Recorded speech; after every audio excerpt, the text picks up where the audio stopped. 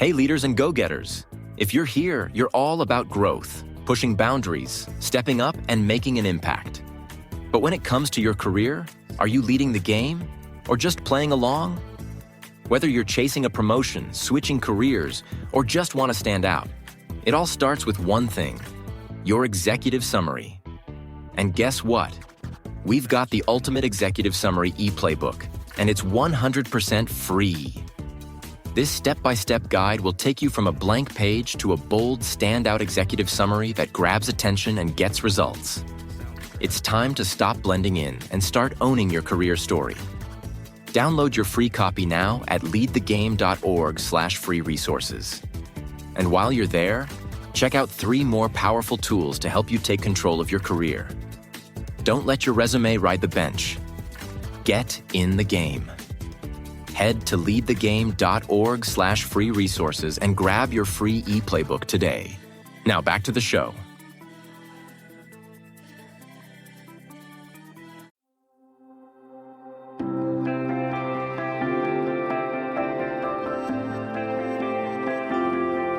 Welcome to What's on Your Bookshelf, a life and leadership podcast where we live out loud the pages of the books that are on our shelves, with your hosts, Denise Russo and Sam Powell.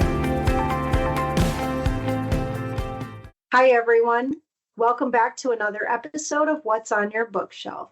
This is our life and leadership podcast where we're living out loud the pages of the books that are on our bookshelves. My name is Denise Russo. My co-host is Sam Powell, and together we're going through a book called The Obstacle is the Way by Ryan Holiday. This is a bestseller book, and it's really about the art of turning our trials into triumphs, our obstacles into opportunities, and I'm really looking forward to having the discussion with you today. Sam, how are you doing?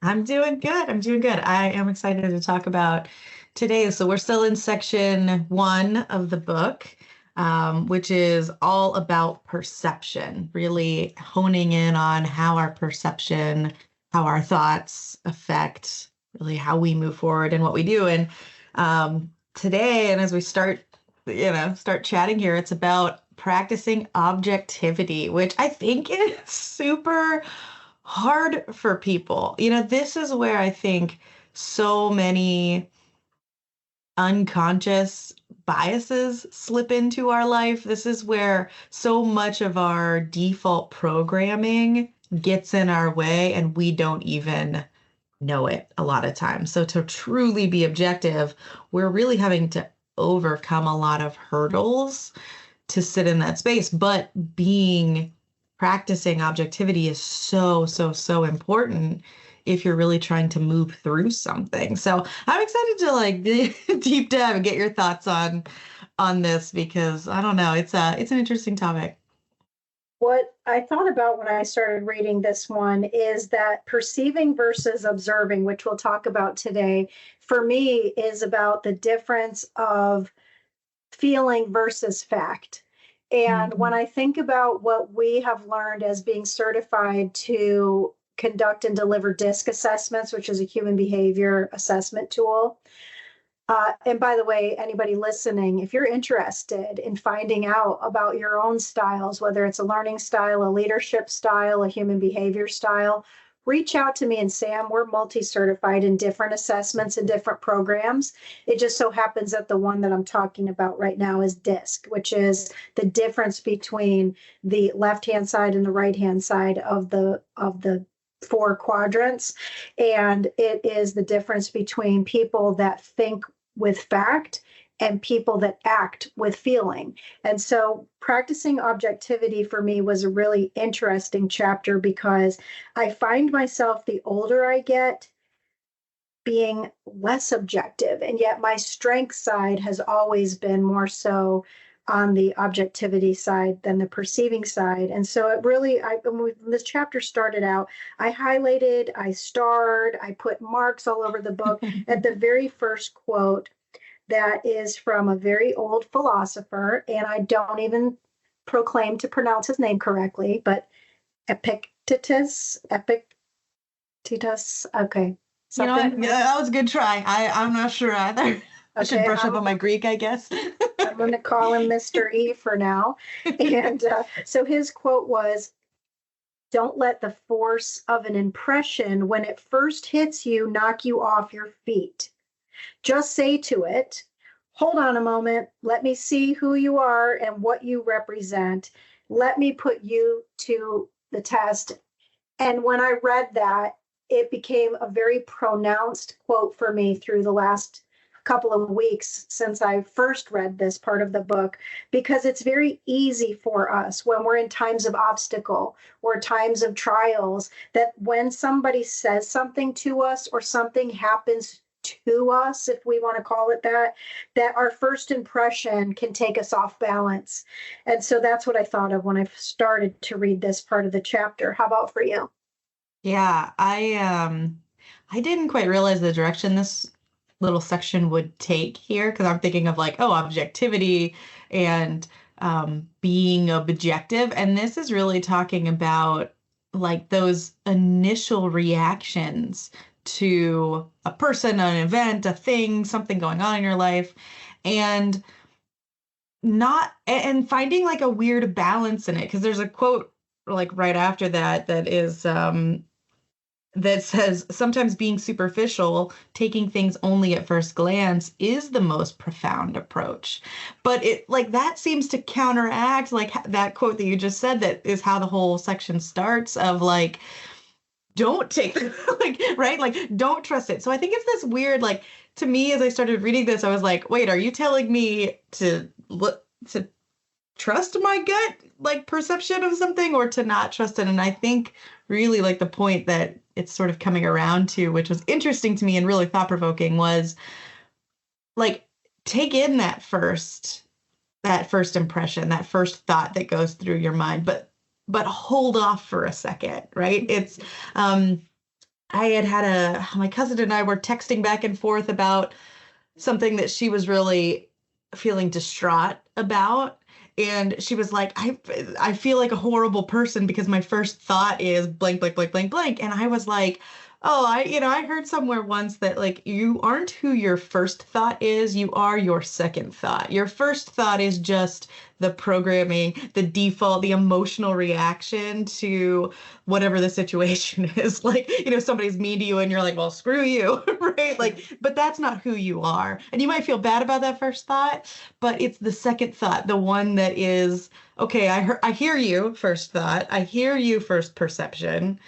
But second perception, where I get to put what I truly think onto something, is really where, like, I think the point of this is where the objectivity comes in, where it's who I am more thoroughly than my first initial reaction sometimes, and that first initial thoughts that we have.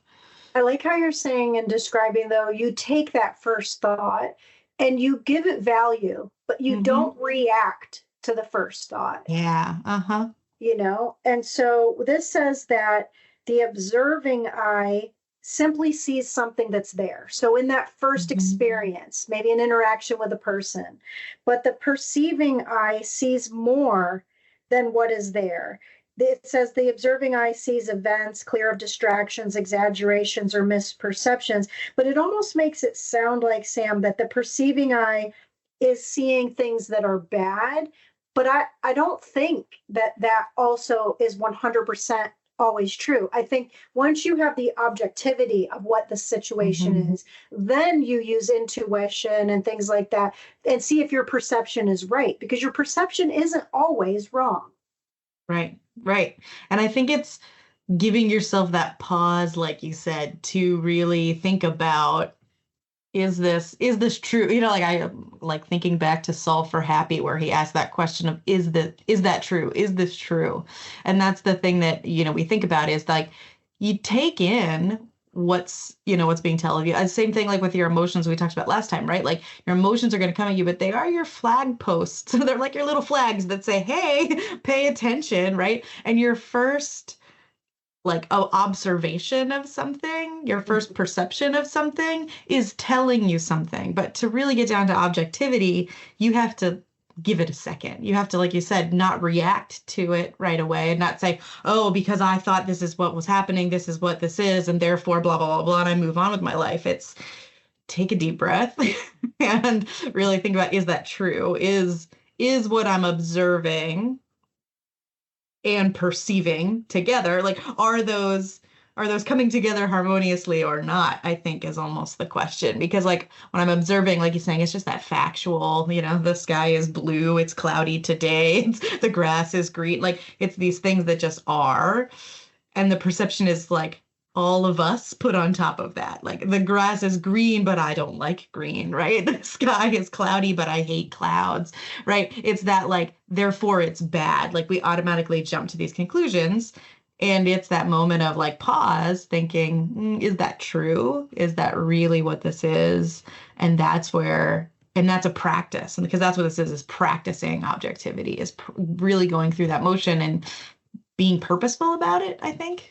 I like when you're talking about practice, because he phrases it in the version of the book that I have about being like a muscle. So practicing objectivity takes strength, and it's like a muscle. And the part that I highlighted there was, he said, muscles are developed by tension and then by lifting and holding. And so I highlighted that by thinking that sometimes it's in our tensions, it's in tense moments, it's in obstacles, it's in things that are outside of our normal, where we have perceptions that might not be true. But at the same time, it also could be that those perceptions give us awareness of things that were in our blind spots prior. So for example, my mom was in the hospital not long ago, and there was this one nurse that I had seen every day, because I was there every day with my mom. And so I knew her. I had gotten accustomed to her style, her personality. It was a little bit brash. She was sort of stereotypical from a very urban city in the Northeast. I guess you could take your pick of which one it might be, but just a personality style that was not what you would say would be a typical personality style of someone from a more laid back community. And I became accustomed to her each day because I knew objectively that she was a smart nurse. She was the charge nurse. She was there to take care of my mom. She was sharing with me facts about what she saw, what she observed, what she was doing with my mom, what I should be doing with my mom. Well, the first day that my brother met her, my brother had sort of a clash of personality with her. And so he was not objective whatsoever. He was very perceptive from his thinking that she doesn't like me, she's rude, she doesn't care about mom, I want a different nurse, because he only had that one experience. But once time went on, my mom unfortunately was in the hospital for a while, he got to see what I did, which was all that other piece, which is that's her style, and she was very qualified. And it turned out at the very end, she became his favorite of the nurses, because he came around to the idea that her facts were what was helping save my mother. Yeah. I think that we so often get blinded by our emotional reaction, our feeling, our perception of something, and we lose what is, right? And it takes this time and like, right, more power to your brother for being open to the idea. Because a lot of people shut down. They're like, nope, this was my initial reaction. I don't like this person, right? They're going to go in this box that I put them in, and that's it. And that's where they live. And I think that, this is really encouraging us, and that story is really encouraging us to think about, you got to leave the lid open a little bit longer. You can't shove people into a box and close it. You got to give it breathing space. You have to like poke the holes in it, so that if there's a way, beyond that or past that, you just have to be open to the idea that like, that first thing isn't it, right? I'm reacting to my feelings on how this person made me feel because they're brash, because they're, whatever, not to what they're actually doing and the good that they're creating in that situation. Because he could have missed all that, right? He could have, like if she's the most qualified person in the room, if she's the one who's most helpful, like without that openness, he could have lost all of that goodness that he got from her. But he did it because he was still open to taking back, taking a step back from that initial reaction. And probably a lot of that had to do with you encouraging him to think about that too, right? Like sometimes it's other people that help us validate that our perception is incorrect, or, maybe that it is a little valid.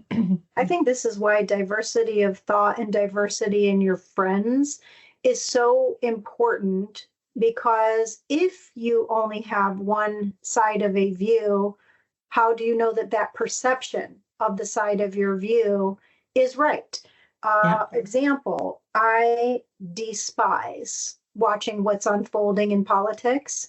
And certainly we're not going to have a political discussion on our podcast today, but there is very evident, whether you talk on a global scale, on a national scale, or even on a micro scale in your own community's political environment, or maybe at your job, the politics of your job, there are sides, which infers that that means that there are perceptions that one side is different and or better and or worse than another side instead of the whole. It's like when you have a company where sales is fighting against services, or services is fighting against support, or support is fighting against engineering, when yet it's all one company with one purpose: to beat the competitors and provide the best quality services and products to the customers. And so when you're objective, it seems to be that you're more able to be open to other schools of thought, because maybe the thought that you have isn't not wrong and not right, but it's not the only. Yeah. And I think we just the way social media works, the way the algorithms work, we end up down these rabbit holes that block all that diversity of thought that you're talking about, right? Because it is so important to have somebody who sees something different than you at the table in conversation with you, for you to really get to stretch this muscle of practicing objectivity, right? We have a recent thing going on in our community where at this point in time, I don't really know what the truth of the matter is. It's I need to really look into it more. But it started to be this really polarizing situation of people talking about there was a particular book that was supposed to go into the 9th grade curriculum, and the school board pulled it out. And so people were saying that it was politically motivated by the school board, that they didn't want this book. Then people are saying we're banning books, we're doing whatever, right? And so then it became this whole conversation about how the school district is banning books. And as an avid reader, I don't think we should ban books, right? I have a problem with that. I read Fahrenheit 4, I read that book, right? I'm not a fan. So when I came into the conversation on social media and saw it, it was the school board's banning books. And it's oh gosh, emotionally, I'm no, we can't ban books, right? That's terrible. And, and then I watched more people get spun up about it. The author actually came here to our district to talk about her book. And it was it's become this whole thing. It's been in the news. It's a whole thing. And, rightfully so. But there's this whole conversation. And then I saw one post from somebody. And again, it was it was not sitting at Objectivity, but it was you are being lied to. Nobody's banning books. They just took it out of the curriculum because they said it's not appropriate for 9th graders. And the post made me stop and think about it and take this big step back of, okay, what is the truth of the situation, right? What is actually happening here? I need to take time to really understand this better, right? Because are we going one extreme or the other? Is the truth somewhere in the middle? And all I could think about with my dad's advice to me growing up was it's never this person's right or this person's right. The truth is always somewhere in the middle. And it's well, just having that other voice at the virtual table made me pause, made me think, well, what really is happening here? What really is the conversation? Did I go back and watch the 3-hour-long board meeting? No, right? I need the AI summary of this board meeting. What is this? What's really happening? And so I think that we do that all the time, where we hear these little bits of pieces. We see this initial reaction. We hear the first oh, they took this book out. Oh my gosh, we're banning books, right? We jump all the way to our perceived view of something. but maybe that's not right, right? But we still don't discount it. And I think that's really what he's getting at, right? Like, don't discount your initial reaction, but question it, right? Like, think about it. And, he says here, objectivity means removing you, the subjective part, from the equation. And so that's really, I think, what this is. And I love for how he ends this section about, and it's almost like a little bit of a homework assignment for us, but he says, take your situation and pretend it is not happening to you. Pretend it's not important, that it doesn't matter. How much easier would it be for you to know what to do? How much more quickly and dispassionately could you size up the scenario and its options? You could write it off, greet it calmly. And I think that that's really what it comes down to, is you have to take a step back, take out the emotional response, take out your subjectivity on the matter, and move forward through it with the objective facts of the situation. 100% agree. My dad is the type of person where he watches one news channel. And years ago, my husband had shared with him an article, or maybe it was like a recording or something, of one of the celebrities of that news channel saying publicly that it was sensationalism and that they did it to have ratings, because news channels and television stations need to make money. And so he was all but saying that, yes, we sensationalize the news, which means you sometimes have to fabricate it. And I saw this chart maybe a couple of years ago that was showing sort of like on the polar ends of which ones were left, which ones were right, which ones were liberal, which ones were conservative, who made the most money, who owns the television stations. And what it found was that the closer you got to the middle of the chart, which would be like, the bell curve in the middle, the closer you got to the middle, the news outlets were the ones that were considered the most boring, like C-SPAN, BBC, things that are actually people are just telling you the facts. Yeah. And so anyways, when I was reading this chapter, I started thinking about that piece of it that I always share with my dad. Just turn the channel and just listen to something else and make then your judgment or your opinion. But like you were saying with the person that did the social media post, sometimes emotion, style, tone, the way somebody responds to something is super polarizing. This is not an exact example that's the same, but there's this one little group that I follow in Facebook, which are people that are fans of going to Disney World. I know, surprise to the people listening. But there is forever a person that will come in, even though the person's post is maybe just a regular thing about, hey, has anybody tried whatever? And somebody will come in and be so rude and so just crass and say something basically not helpful, not productive, and potentially not even true, because it riles up the whole thread. Right. And so this, when it's saying to take yourself out of the situation, like you just shared, is a perfect example of what someone can do.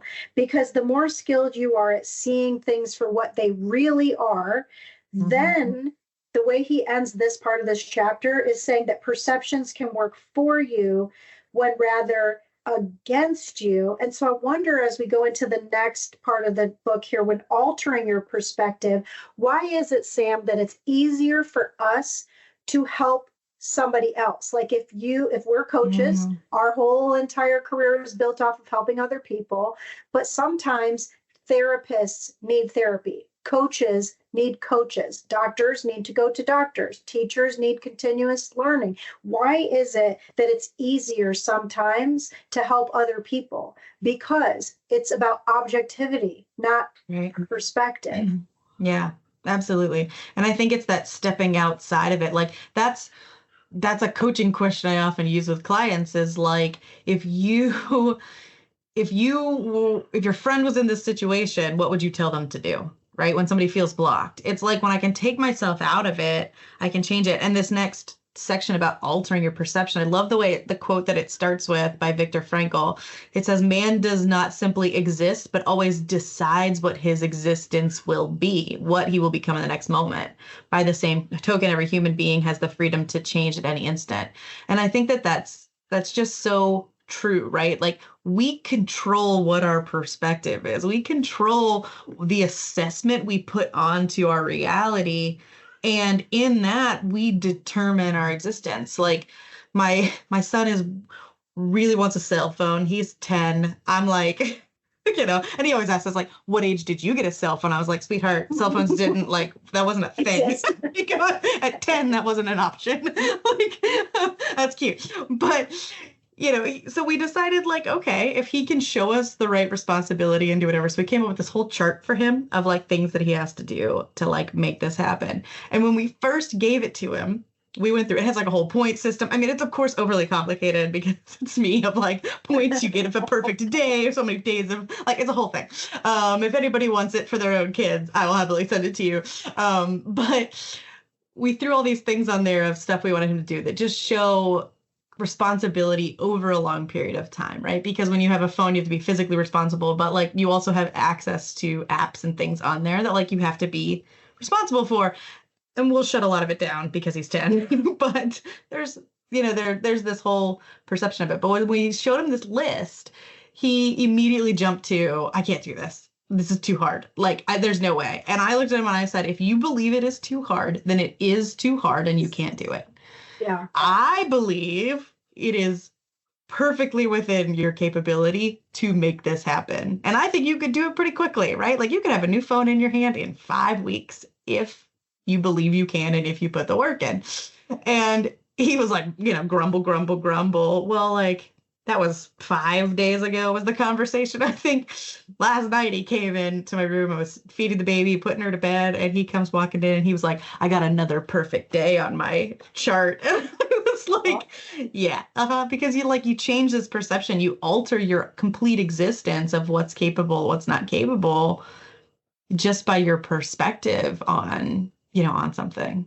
I love that. This says we all choose how we look at things. And so he maybe had a little different angle at how he was looking at how he was going to get this phone. This even says that cognitive psychology is all about the idea that if you break something apart or look at it from a new angle, the cognitive side of your thinking, then it loses power over you. And then the author goes on to say that if you have the right perspective, like in this case, your son knows that if I get a perfect day, it's going to get me closer to getting the phone. And maybe I really can learn how to use these apps or whatever his obstacle is.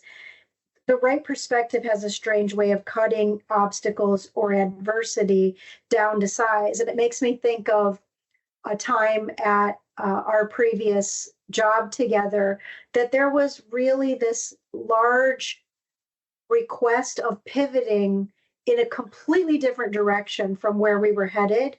And the mountain in front of us seemed like the story a couple chapters ago where the king put the giant boulder in the street. Mm-hmm.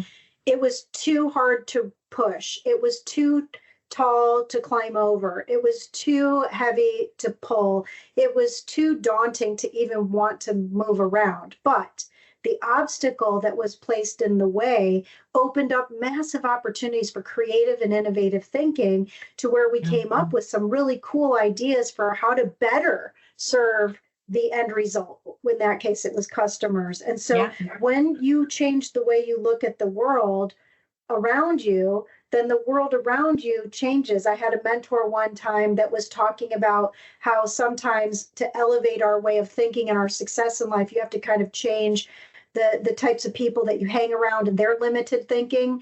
And so the quote he had said was, if you can't change the people around you, then change the people around you. Yeah. Yeah. I love that because I think that that's true, right? Like when we limit ourselves, when we put limits, then there are then limits exist, right? When we don't put limits, then we find the ways around them, right? This is the obstacle is the way. When the obstacle is the blocker, then it is the blocker. Yeah. When it's just something to work through, then that's what it becomes too, right? You sit in a place of more creative thinking, right? This is like you and I always talk about coaching because we're coaches, but like this is what I see with clients all the time is where they're like, oh, they're stuck on something entire, like whatever it is, whether we're working on them getting a new job or, trying to figure out how they're going to search for jobs while they have one. I don't know. Like it can be anything from big to small to whatever. But like, as soon as we work through those questions of like, well, how would you get around that? Right. Like my favorite question that one of our mentors as part of the Maxwell program says, like, the coaching question is, well, if you knew the answer, what would it be? And it's such a ridiculous question because it's like, well, if I knew the answer, I would do it. But most of the time people answer that question. Like anytime I've ever asked somebody that, they're like, well, it might be something like that, right? It's like you just remove the obstacle, or you think of the obstacle as just something to like work around. It's like, I don't know the answer. And it's like, well, if you don't know, you don't know. But if you did know, right? If we just alter that perception, what would it be? Like, it just opens up our whole mindset into thinking about like, yeah, it is possible.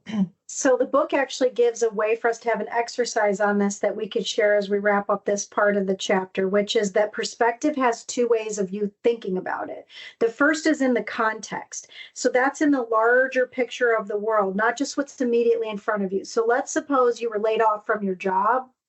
That feels like it's right in front of you. You're losing your job. But the context is in the bigger picture of what is happening with your department, what's happening with your company, what's happening with the industry, what's happening with the economy. That's the context. The next piece is the framing, which is an individual's unique way of looking at the world and a way that interprets the events.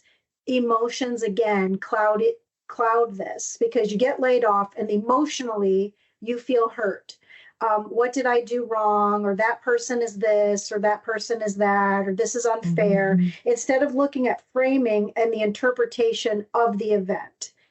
Was it logical? Because I can tell you from my own personal experiences more than one time that sometimes it's not logical, but it is something that in the perspective, in the context, is that there is a team that's brought in. The team probably opens up a spreadsheet. The team plots out where you live and how much money you make and the title you have and the productivity you had or the scores that you had on your trust or whatever it is.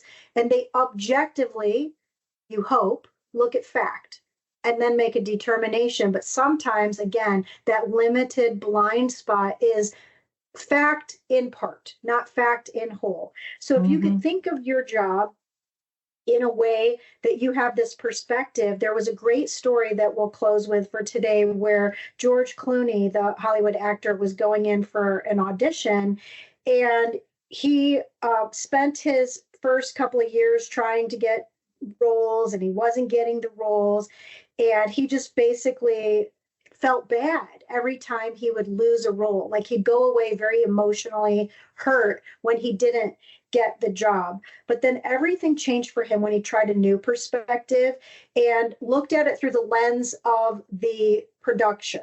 So the producers and the casting agents have a specific job that they needed to solve a problem for. They needed a character for a specific role for a specific movie or television show. And that was their obstacle, was to find the solution to their problem. And so when he approached it from that angle, where auditions were a chance to solve a problem for a casting director, he started getting more and more jobs and became the superstar that he is. So imagine if you looked at your job, if you still have one and you're listening to this way, or maybe you're building a business and look at it this way.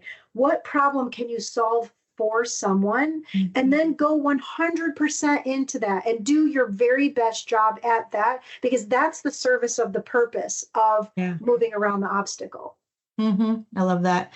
And the very last line of this section, I highlighted and I wrote Denise next to it because I was like, I don't know how many times you've said this to me or to other people. I've heard you say it, but where the head goes, the body follows. Perception precedes action. Right action follows right perspective. Because you always talk about if you get your thoughts right, then everything else, first and foremost, like everything else follows, right? Like getting your thoughts into the right space changes everything that follows after that. And that's really what this is about, is getting the perception right so that, and altering it because you have that power so you can go live the life that you want. Absolutely. And it's hard to do on your own. So, friends, if you're listening and you want to get your thinking right and change your perceptions, the best way to do it is to engage with a qualified coach.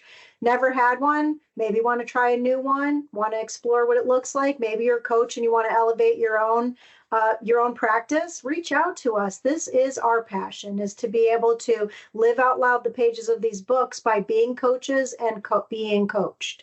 So we'd love to talk with you more. There will be ways for you to contact us that you'll see in the show notes of the show. Next week, we're going to be talking about how this is all up to you. It's about choices and control. So I'm looking forward to that discussion. So for today, my name is Denise Russo, and on behalf of my friend, Sam Powell, this has been another episode of What's on Your Bookshelf.